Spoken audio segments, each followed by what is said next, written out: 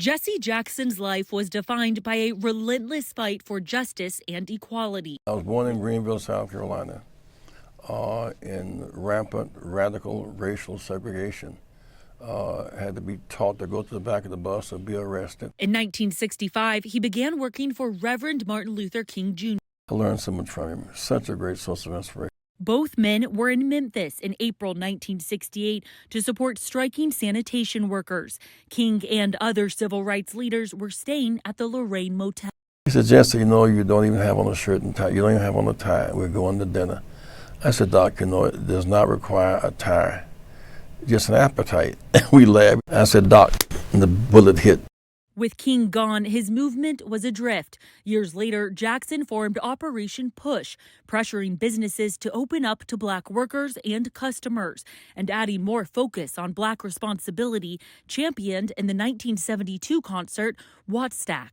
In Watts, we have shifted from burn, baby, burn to learn, baby, learn. Reverend set his sights on the White House in 1984. First thought of as a marginal candidate, Jackson finished third in the primary race with 18% of the vote. He ran again in 1988, doubling his vote count and finishing in second in the Democratic race.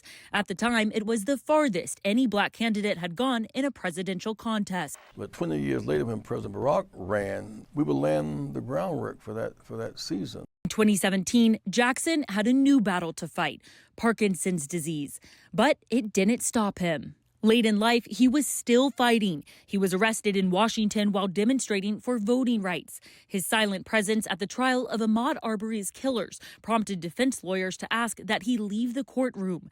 Jackson stayed. From the Jim Crow South through the turbulent 60s and into the Black Lives Matter movement, Jesse Jackson was a constant, unyielding voice for justice. Whoever has her or knows where she is, it's never too late. Savannah Guthrie making a new plea to her mother, Nancy Guthrie's apparent kidnappers. It's never too late to do what's right. Believe in the essential goodness of every human being.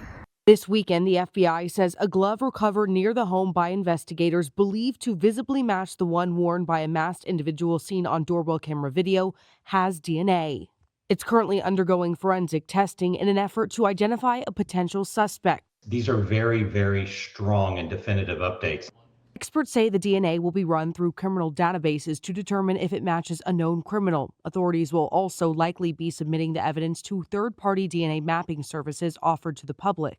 Neighbors within a 2-mile radius of Guthrie's home are still being asked to submit any surveillance camera footage to authorities. CNN previously reported the FBI was fully engaged in offering resources to local authorities by February 2nd. However, one neighbor wonders if that help came too late. The sheriff is a very experienced veteran of law enforcement, but that doesn't necessarily mean that he's experienced with what this case is all about. And I mean, I feel like they invited the FBI in, or the FBI came in pretty quickly, but maybe it wasn't quite quickly enough.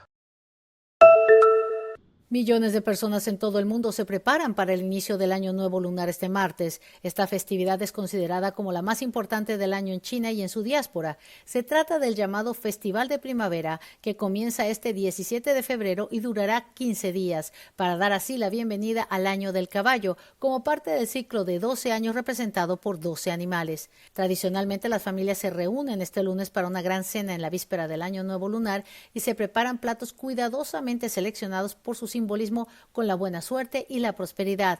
En lo que representa la migración humana más grande del mundo, se estima que dentro de China se realizarán 9.500 millones de viajes en avión, tren y automóvil durante el periodo festivo, que dura 40 días, lo que supone un aumento de aproximadamente un 6% con respecto al año pasado.